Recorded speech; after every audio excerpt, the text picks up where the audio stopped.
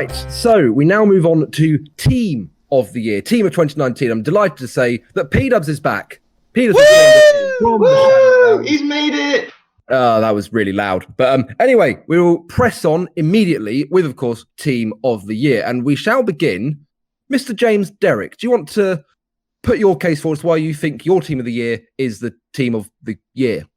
Yeah, sure. So my Team of the Year is Red Bull. This is because, well, to be honest, right, it's more because of Honda.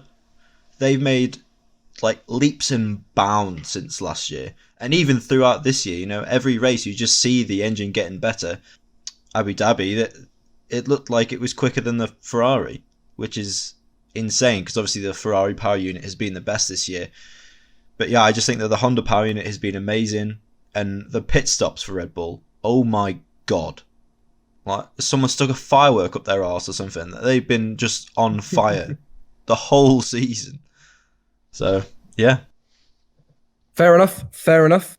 I'll go next because I decide what happens here basically. My Team of the Year. I'm being very boring. I'm saying Mercedes. Like I understand that since the summer break, they have certainly the advantage they've had going, or certainly at the start of this year, disappeared. It was very much a freeway fight for race wins and pole positions.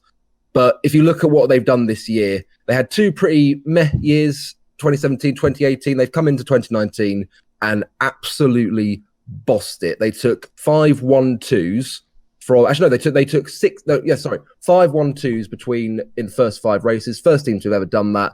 And they won, they had the championship wrapped up in, I believe it was Mexico or in and around that time. And to win 6 drivers and constructors world championships in a row, it's a record breaking car for me, Mercedes Team of the Year, without shadow of a doubt. PDUBS, talk to me. So for me, I'm going to go with McLaren. They returned to the top. They secured 4th after a pretty couple of dreadful years with bad Honda engines. They proved that Renault can supply decent engines, and they show they can fight. Zach Brown's good team principal. And they got the new driver lineup with Sainz and Norris. It's a great dynamic. It's great for social media. It's really invigorated the team, and I'm looking forward to seeing where they're going for next year. But for me, 100% Team of the Year.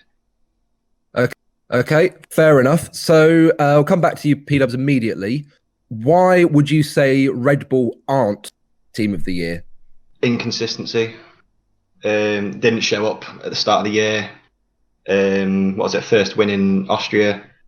Yeah, they just weren't there enough. Obviously, Mercedes dominated, and there's not a lot you can do because they were just so good, especially the first half of the season before the summer break, and even in the second half. But they just weren't consistent enough. The Gasly Albon situation, yeah, just turmoil. So for me, it's not quite good enough. Fair enough. Derek, anything to say against McLaren?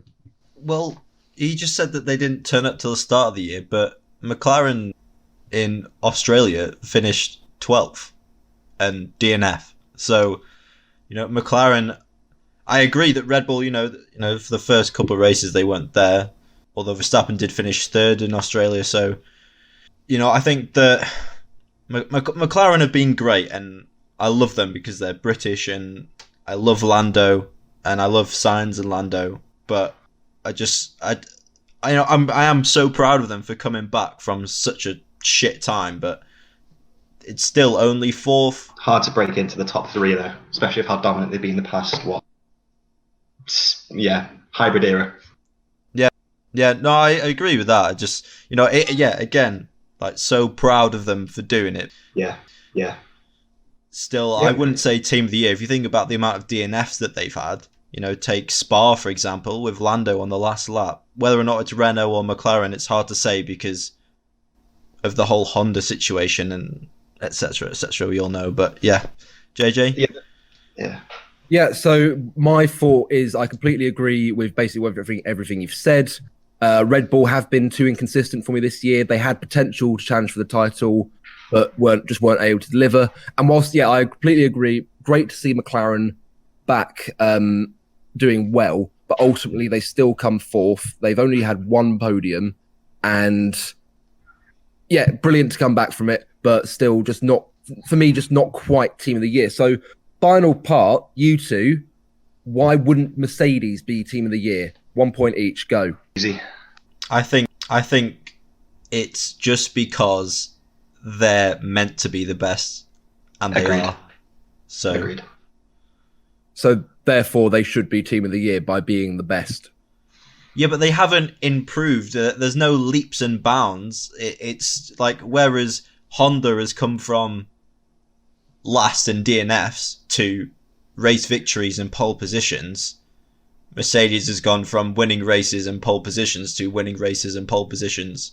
Mercedes haven't been as good as everyone makes out. I mean, look at Austria; they just disappeared. Look at Germany, Hamilton shit, and then I mean, obviously Ferrari were as well, apart from Vettel, and then Bottas inconsistent.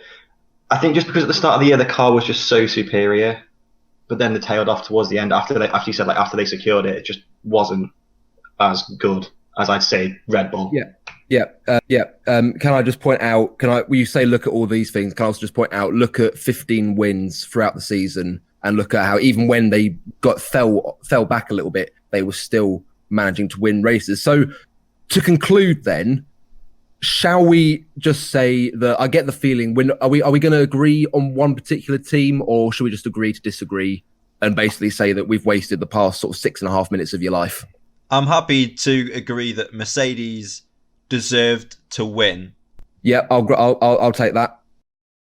But I'm not saying that Red Bull or McLaren were better than Mercedes this year. So I think the best thing there is to say let's just agree to disagree and move on very swiftly.